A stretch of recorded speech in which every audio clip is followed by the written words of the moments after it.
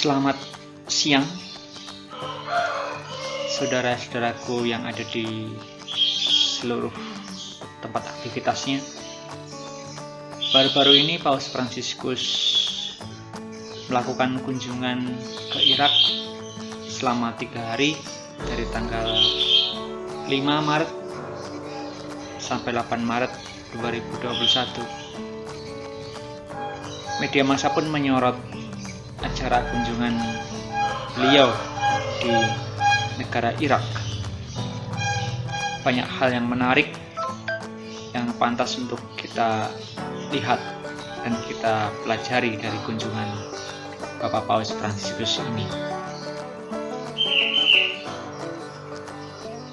Kita bisa melihat beberapa hal terkait dengan kunjungan Paus ke Irak. Beberapa hal yang pantas kita lihat dan kita analisa secara sederhana adalah yang pertama, membangun kerukunan itu mahal. Artinya apa? Orang datang dari satu tempat ke tempat yang lain itu tidak gratis, membutuhkan biaya. Nah, disitulah kita mesti sadar bahwa membangun kerukunan itu mahal. Buat beli tiket, akomodasi perjalanan, penginapan, transport. Kedua, perdamaian dan kerukunan itu mesti diupayakan, tidak datang sendiri. Mesti ada yang berkorban, mengupayakan, membangun inisiatif, tidak pasif, aktif.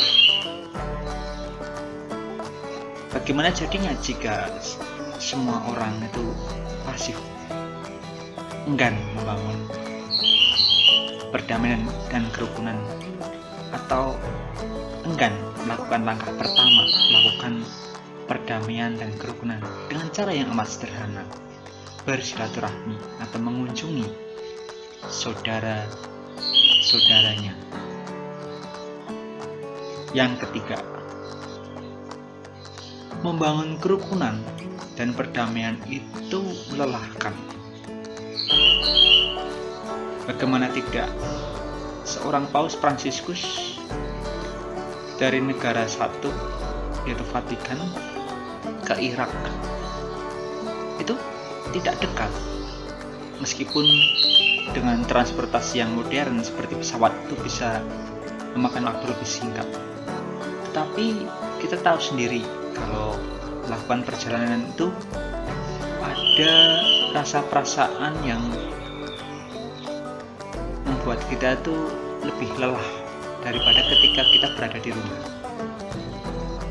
Ini jadi harus ekstra mengeluarkan tenaga.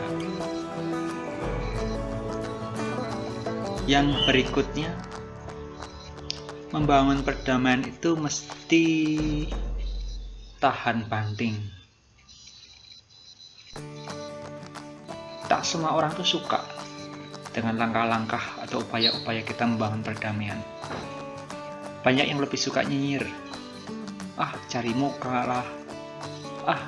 Cari perhatian lah. Kurang kerjaan lah. Orang-orang yang berkomentar seperti itu tidak bisa melihat apa yang nantinya bakal terjadi kalau kita tidak melakukan itu. Orang-orang yang berkomentar sinis nyinyir itu tidak melihat bahwa itu adalah langkah atau upaya untuk membangun perdamaian daripada tidak sama sekali. Tentu itu membutuhkan suatu pengorbanan yang tidak kecil. Dan memang ini membutuhkan suatu perjuangan tersendiri. Maka kalau kita hanya mendengarkan netizen atau suara-suara khalayak yang nyinyir, energi kita bisa habis. Lebih baik kita tetap jalan apapun yang mereka komentarkan. Sejauh itu punya visi yang baik, jalan terus. Masih banyak juga orang-orang yang mengapresiasi tindakan-tindakan positif itu. maka kita sudah saatnya juga mengapresiasi langkah-langkah Paus yang tak jemu-jemu membangun perdamaian dalam tataran global, menganimasi umat Katolik sedunia supaya mau menjadi pembawa damai, menyerukan langkah-langkah perdamaian bagi semua negara yang berkonflik, bahwa peperangan itu bukan pilihan yang baik untuk menyelesaikan masalah, tetapi rekonsiliasi atau perdamaian itulah yang mesti ditempuh untuk meminimalkan korban. Jadi sudah saatnya kita mengapresiasi langkah-langkah baik Paus Fransiskus maupun siapapun yang berinisiatif membangun perdamaian. Mungkin dalam komunitas-komunitas yang kecil, di kota-kota tertentu ada banyak anak muda yang menginisiasi perdamaian. Kita sebut saja contohnya di Semarang ada Pondok Damai, ada Pelita, lalu di Jogja ada FPUB, di berbagai kota juga ada kelompok-kelompok yang mengusung perdamaian.